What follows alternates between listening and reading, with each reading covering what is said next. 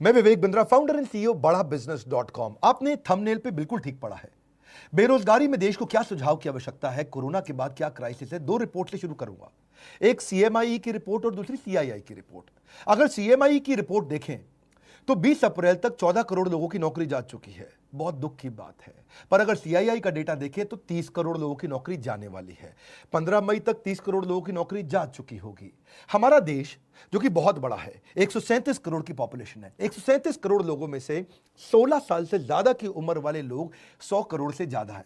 और उस 100 करोड़ में अगर 30 करोड़ लोगों की नौकरी गई और 30% देश अगर बेरोजगार हो गया तो देश की क्या हालत होगी आप समझ सकते हैं। जिस बेचारे की अच्छी नौकरी गई है, बड़ी नौकरी गई है, उसको पहले तो इनकम लॉस हो गया। इनकम लॉस का मतलब क्या है? इनकम वो नहीं होती जो आ रही है, इनकम उसकी सेविंग भी होती है और साथ में उसकी डैमेज टू क्रेडिट रेटिंग, यानी कि अब बेचारे को लोन भी नहीं मिलेगा कहीं से, क्योंकि क्रेडिट रेटिंग खत्म हो जाती है। अगर उसका बेचारे के पास कोई बेनिफिट था, ध्यान से समझिए, उसको कोई रिटायरमेंट का बेनिफिट था, ईएसआई का बेनिफिट था, पीएफ का बेनिफिट था, वो खत्म हो गया। एक गरीब आदमी अस्पताल में जाके ईएसआई पीएफ के कारण फ्री में इलाज करा सकता था, वो भी नहीं कर सकता।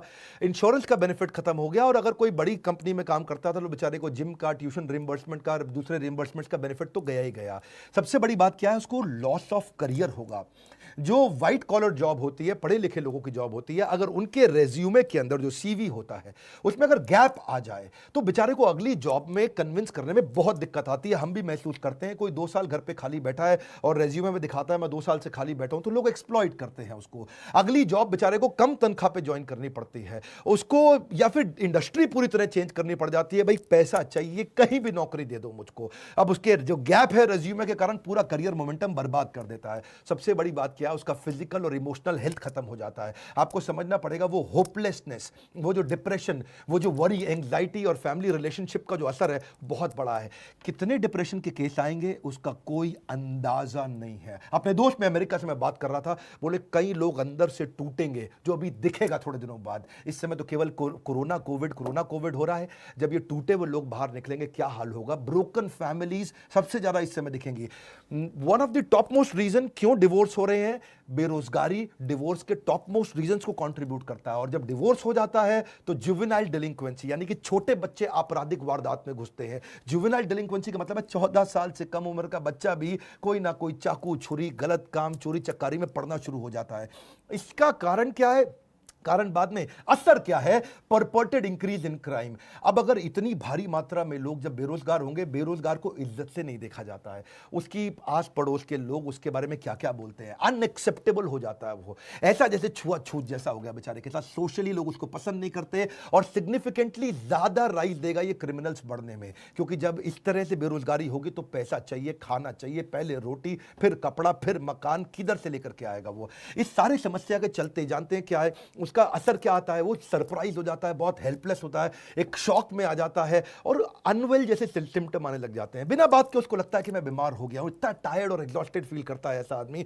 मैं जब लोगों से बात कर रहा हूं, इमोशनली इतना स्ट्रेन फील कर रहे हैं, दूसरों पे विश्वास करना बंद कर देते हैं, गुस्सा, लॉस ऑफ इंटरेस्ट, मतलब हर चीज में स्ट्रेस, घर में तो कलेश बढ़ते ही है। और साथ में इतना इरिटेटेड आदमी काम करेगा तो कैसे करेगा? आपको सबसे पहला काम क्या है?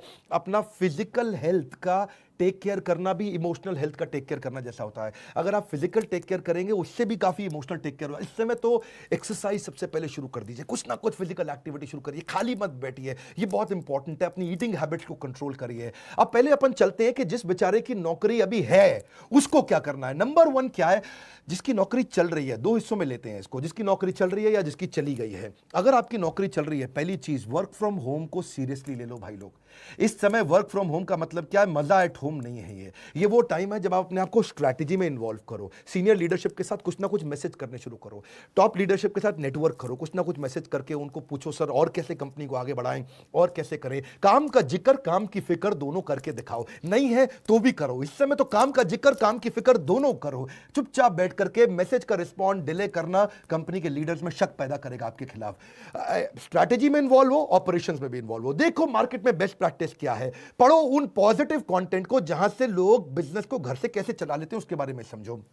अगर ऑफिस चालू हो गया है, अपनी स्किलिंग बिल्ड करो, ऑनलाइन कोर्सेज फटाफट से करो, अभी जॉब है निकल ना जाए हाथ से। नेटवर्क नेटवर्क नेटवर्क, हर नए नए रिश्ते बनाओ अपने जगह जगह पे, किसी तरीके से इस जॉब को कामयाब बनाने की कोशिश करो। मेहनत करने का समय, हर समय टाइम पे जरूर जाना, इस समय टाइम पे ना आना बहुत खतरनाक हो सकता है। मेरी बात समझिए, हॉरिजॉन्टल कोलेशन भी आपको मदद करेगा। क्या होता है हॉरिजॉन्टल कोलेशन? लोग क्या करते हैं गलती, ऊपर और नीचे यानी कि सीनियर और जूनियर से तो रिश्ता रखते हैं। सीनियर को रिपोर्ट करना, ये मेरा माई बाप है, और जूनियर से काम कराना, इसकी तो मैं ऐसी तैसी करूंगा। यहां दो जगह तो वो रिश्ता रखते हैं, लेकिन आजू बाजू वाले पे ध्यान नहीं रखते हैं। मैं बताऊं, आपको नौकरी से निकलवाने में ज्यादा काम सीनियर का नहीं होता, आपके आजू बाजू वाले का होता है। वही आपके बारे में रिपोर्ट करता है, सर घर में खाली बैठ के तनख्वाह ले रहा है, सारा काम तो मैं कर रहा हूं, क्योंकि उसको अपने नंबर बनाने हैं। इसलिए आजू बाजू में रिश्ते बनाए रखो, फ्लेक्सिबल रहो। नया काम भी आ जाए तो ये मत बोलना इस समय मेरा काम नहीं है, ये मेरा काम नहीं है। जिम्मेदारी की शक्ति को समझना पड़ेगा। हनुमान जी ने नहीं बोला था मैं जाकर के पर्वत से नहीं लेकर के आऊंगा संजीवनी बूटी लक्ष्मण जी के लिए, क्योंकि मेरा काम तो श्रीलंका के ऑपरेशन कोलंबो में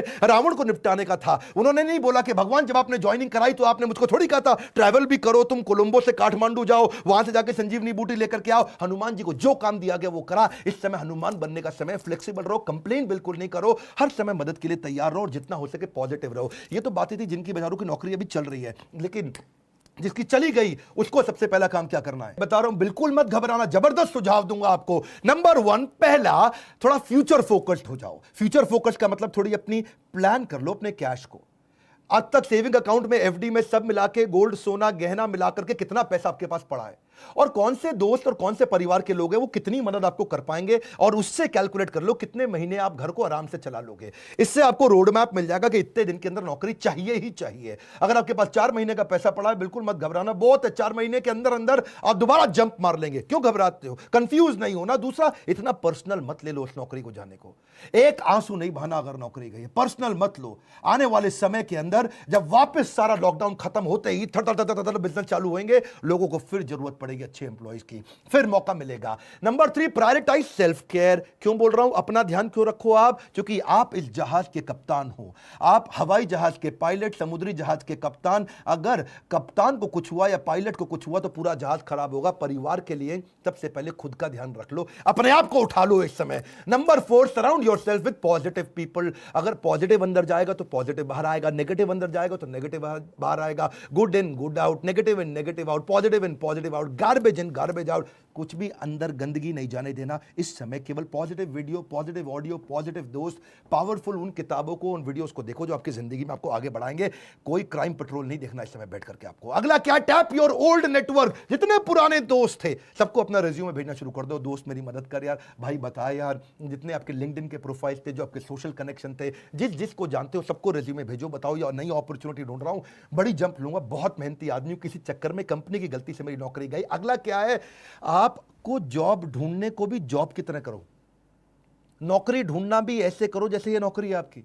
नौकरी में क्या करते हो आप? सुबह 9 से शाम 6 बजे तक कंटिन्यूअस काम करते हो ना, जॉब ढूंढने को भी ऐसे ही करो।